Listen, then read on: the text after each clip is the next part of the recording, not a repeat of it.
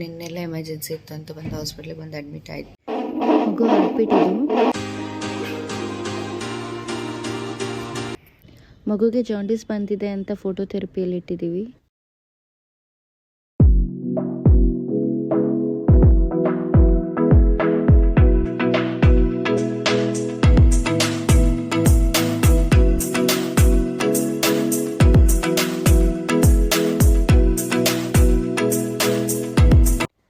Hi friends, ಎಲ್ಲರಿಗೂ ನಮಸ್ಕಾರ. Welcome back to my YouTube channel. ನಿನ್ನೆ ಎಮರ್ಜೆನ್ಸಿ ಇರೋದ್ರಿಂದ ನಾನು ಹಾಸ್ಪಿಟ್ಲಿಗೆ ಬಂದು ಅಡ್ಮಿಂಟ್ ಆದೆ. ನನಗಾಗಲೇ 10 ಡೇಸಿಂದನೇ ಪೇಯ್ನ್ ಸ್ಟಾರ್ಟ್ ಆಗ್ತಿತ್ತು, ಬಂದು ಹೋಗ್ತಿತ್ತು. ಅದಕ್ಕಿಂತ ಮುಂಚೆ 1 ಡೇ ಬಂದು ಕೂಡ ಅಡ್ಮಿಟ್ ಕೂಡ ಆದೆ. ಟ್ಯಾಬ್ಲೆಟ್ಸ್ ಎಲ್ಲ ಮೆಡಿಸಿನ್ಸ್ ಎಲ್ಲ ಕೊಟ್ಟಿದ್ದರು. ಸೊ ಅವಾಗ ನೋವೆಲ್ಲ ಕಮ್ಮಿ ಆಗಿತ್ತು. ಬಟ್ ಈಗ ನೋಡಿದ್ರೆ ಮತ್ತೆ ಸ್ಟಾರ್ಟ್ ಆಯಿತು. ಅದಕ್ಕೆ ಅವರು ಇವಾಗ ಎಮರ್ಜೆನ್ಸಿ C-ಸೆಕ್ಷನ್ ಮಾಡೋಣ ಅಂತ ಹೇಳಿದ್ರು. ಅದಕ್ಕೆ ಬಂದು ಅಡ್ಮಿಟ್ ಆಗಿದ್ದೀನಿ. ಆ್ಯಕ್ಚುಲಿ ಇವಾಗ ನನಗಿನ್ನೂ 36 ವೀಕ್ಸ್ ಪ್ಲಸ್ 3 ಡೇಸ್ ಆಗಿದೆ ಅಷ್ಟೇ. ಯೂಶ್ವಲಿ 38 ವೀಕ್ಸ್ ತನಕ ವೆಯ್ಟ್ ಮಾಡ್ತಾರೆ. ಬಟ್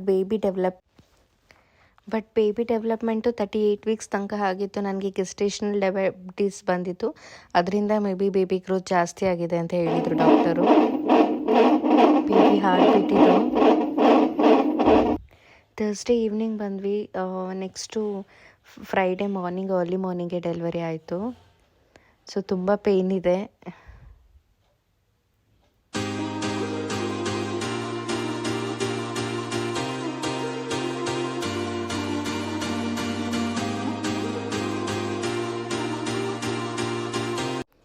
ಸೊ ಫೈನಲಿ ಡೆಲಿವರಿ ಆಯಿತು. ಇವಾಗ ನನಗೆ ಹೆಣ್ಮಗು ಆಗಿದೆ.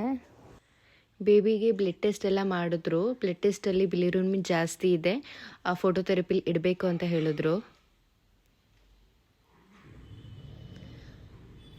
ಬಟ್ ಮಗು ಇದರಲ್ಲಿ ಮಲಗ್ತಾನೆ ಇರಲಿಲ್ಲ, ತುಂಬ ಅಳ್ತಿದ್ಲು ಯಾವಾಗಲೂ.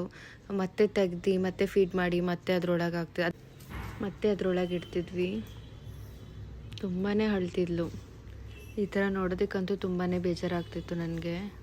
24 hours ಇಟ್ಟಾದಮೇಲೆ ಮತ್ತೆ ಬ್ಲಡ್ ಟೆಸ್ಟ್ ಮಾಡಿದ್ರು. ಕಮ್ಮಿ ಇತ್ತು ಜಾಂಡೀಸು. ಸೊ ಅದಕ್ಕೆ ಡಿಸ್ಚಾರ್ಜ್ ಮಾಡಿಕೊಟ್ರು.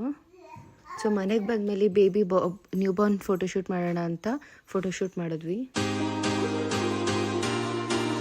Thank you so much for watching. ಈ ವ್ಲಾಗ್ನ ಇಲ್ಲೇ ಎಂಡ್ ಮಾಡ್ತಿದ್ದೀನಿ.